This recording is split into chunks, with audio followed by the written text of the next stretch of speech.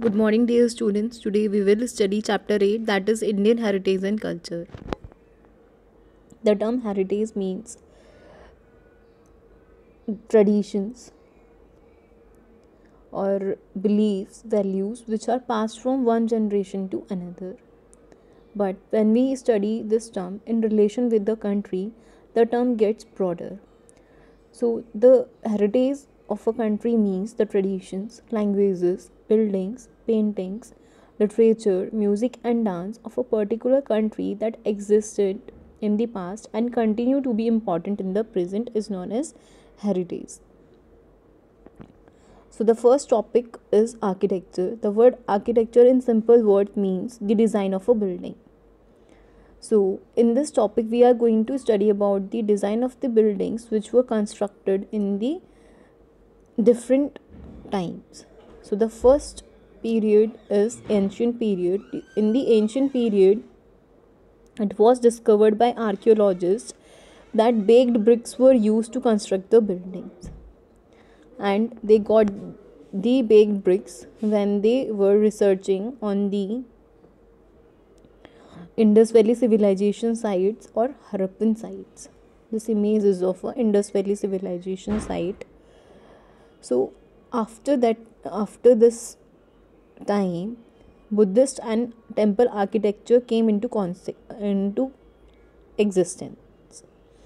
So in Buddhist architecture, it was discovered that the caves were used for constructing the Buddhist monastery.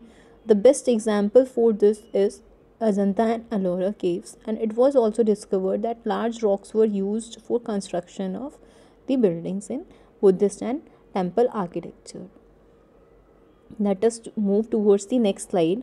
So in this slide you can see on the left side there is an image of baked bricks which were found on the site of Indus Valley civilization, and on the right side there is an image of Buddhist architecture which is known by the name Sachi Stupa. So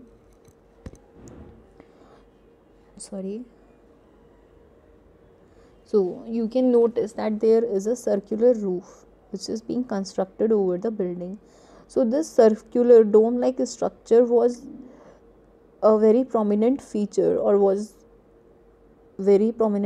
of Buddhist architecture, but we can see the same kind of architecture in the Indo-Islamic buildings. So in the medieval period, when Indo-Islamic architecture came into existence, domes and circular roofs were constructed over the buildings. In this slide, this is the image of Humayun's tomb, and you can notice that this dome-like structure is again constructed in Indo-Islamic buildings also. So as the time passed, the architecture got more enriched. There were additions in the architecture. So after medieval period, in the modern period of Indian history, when the Britishers were ruling on India, the architecture got more rich. How the buildings which were constructed during the modern Indian history period, it was the combination of all the traditional Indian architecture as well as medieval period architecture that was Indo-Islamic, and the British influence was also there on the building. So this is the image of Chhatrapati Shivaji terminus. So in this image you can notice that there is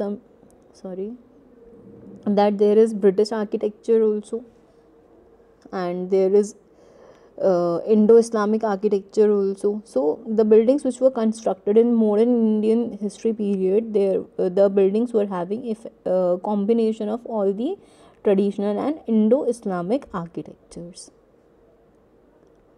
I hope you understood this topic. So the next topic which we are going to study today is literature. The word literature means the written and spoken material. It can be poems, it can be dramas, it can be stories. So all these things comes under literature. So the Indian literature is divided into two categories, that is religious literature and non-religious literature. Literature. In religious literature, the books were related to the religions, and non-religious books were like stories, poems, dramas, which were fictional and non-fictional both. In the ancient period, when the imparting of knowledge is started, in during the starting days, or you can say in the ancient period, in the starting, the knowledge was being imparted orally. The gurus were reciting, used to recite all the knowledge to the disciples. जो गुरु होते थे वो अपने शिष्यों को सारी की सारी नॉलेज जो है बोल कर देते थे. But in this process there was a problem that a lot of knowledge got displaced due to this process, because it was very tough for a person to remember entire knowledge which is being imparted by another person to another person. So the people felt the need for a system in which they can record this knowledge, they can keep the knowledge safe, and it does not get anyhow distorted or missed. So due to this reason only the written system of language was developed.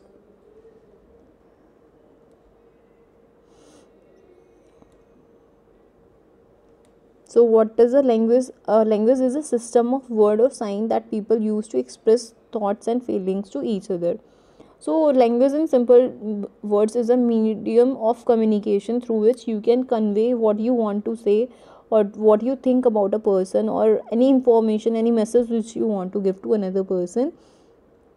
You use a medium, and that is language. There is another term related to language, that is dialects.